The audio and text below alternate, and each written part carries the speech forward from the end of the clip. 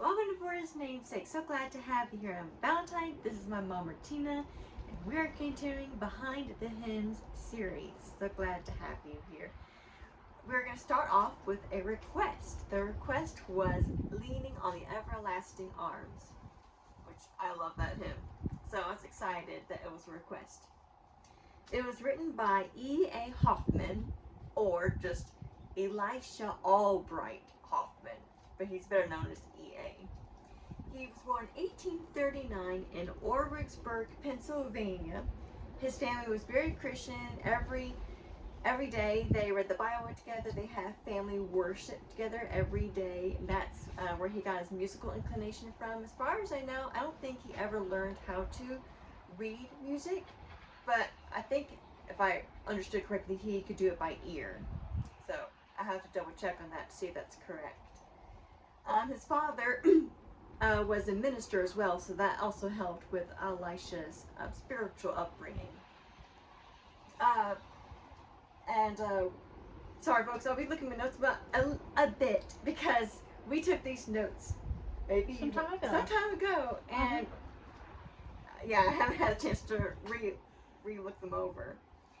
Anyway, Elisha attended Union Seminary in New Berlin, Pennsylvania. It was part of the Evangelical Association, which I think his father was a minister as part of that denomination as well, if it's even called a denomination.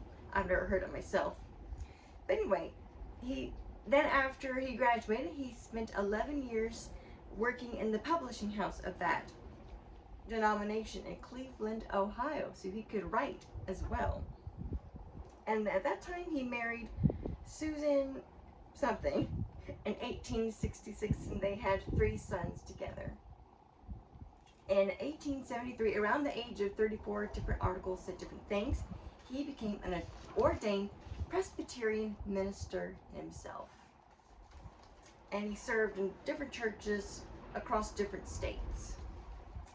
And probably the most famous one that people still talk about, if they lived that long ago, for 33 years he pastored at the First Presbyterian Church in Benton Harbor, Michigan. So if you live in that area of Michigan, that church is still standing. I'm sure they still talk about their beloved pastor. And he wrote more than 2,000 gospel songs, including Leaning the Everlasting Arms. And he's also the author of I Must Tell Jesus. We sung that one before on the channel. And he also wrote Are You Washed in the Blood? I love that one. Yeah. Okay, so about the song itself, I think I'm getting to that.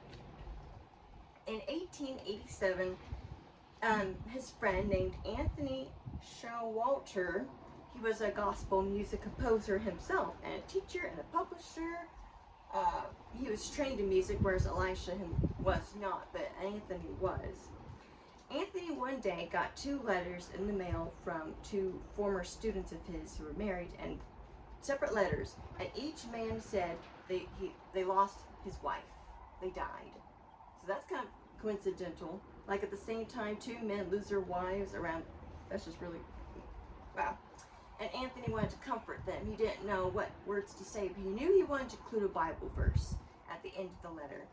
And he came across Deuteronomy 33:27, and it says, "The eternal God is thy refuge, and underneath are the everlasting arms." And so he wrote the chorus that kind of went with that verse, but he couldn't think of any verses, so he sent the chorus to Elisha, like, "Hey Elisha, I got these letters from these men. Here's the Bible verse, here's a chorus, but I can't think of any verses. You know, you write gospel songs, maybe you can help me with them." And so Elisha did. Elisha sent back the verses to Anthony, and it was, and Anthony composed the tune. Elisha could compose tunes too, I think. I can't remember, but Anthony did the tune. So both of them, I guess you could say, kind of wrote together, but Elisha gets most of the credit for the verses. Yeah, that's how it is. Oh, and Elisha married twice. His first wife died.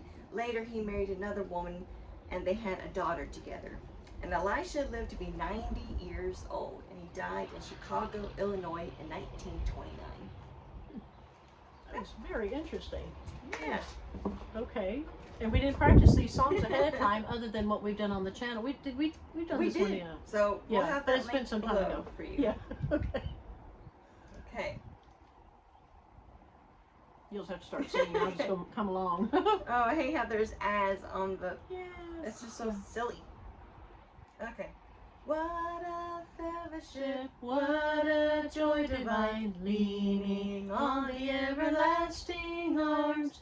What a blessedness, what a peace is mine, leaning on the everlasting arms. Leaning, leaning, safe and secure from all alarms. Leaning, leaning, leaning on the everlasting arms. Sorry, I went a little bit off. Like I said, it's been a while since we've done that one, and we didn't practice ahead of time for this particular episode. You get a draft version, I guess, folks. Yes, that's right.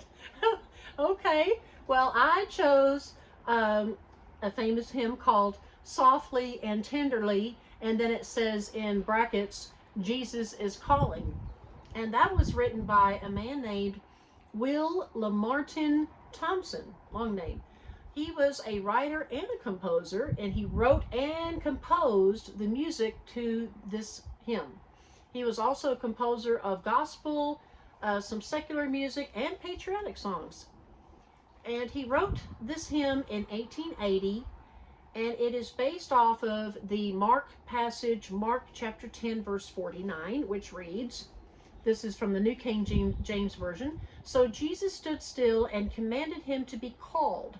Then they called the blind man, saying to him, Be of good cheer. Be of good cheer. Rise. He is calling you.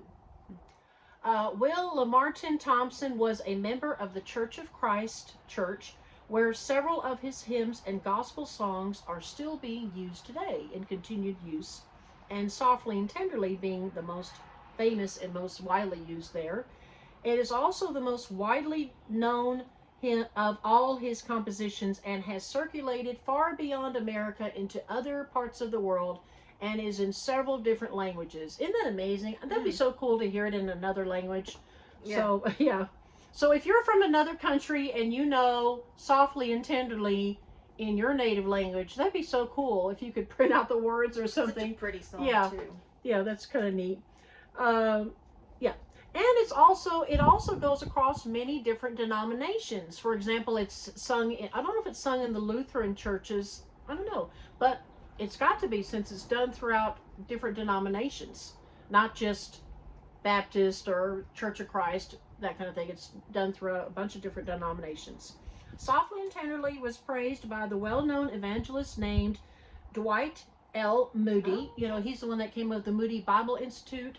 I think it's in Chicago. He also did revivals. Yes, he was. He was also a evangelist, and he used many of Thompson's hymns, particularly the Softly and Tenderly, for a lot of his rallies that he would have. And when Thompson was in the hospital, when Thompson came to visit Dwight L. Moody in the hospital one time, Dwight told Thompson, you know, I wish that I had written Softly and Tenderly. That would have been the single most best thing that I could ever do in my life, more so than anything else I have ever accomplished in my life. I mean, what a thing to say to somebody, right? That is so awesome. Yeah. So anyway, there you have it. Now we're going to go ahead and sing Softly and Tenderly. I'm sorry, I'm talking loud. I don't know why I'm talking loud. I guess because we're in our storage unit and it's very windy outside, and so I just keep thinking we gotta talk over the wind. Okay. Softly and Tenderly, Jesus is calling, calling for you and for me. See on the portals he's waiting and watching, watching for you and for me. Come home, come home. You are weary, come tenderly, Jesus is calling, calling, oh sinner, come home. That's nice. Yeah. Thank you guys for watching, and hope that you learned something like we did about these beautiful hymns. Leave your request down below for the next hymn that we should talk about, and we hope and pray that you have a blessed day. Yes. Bye. Bye-bye.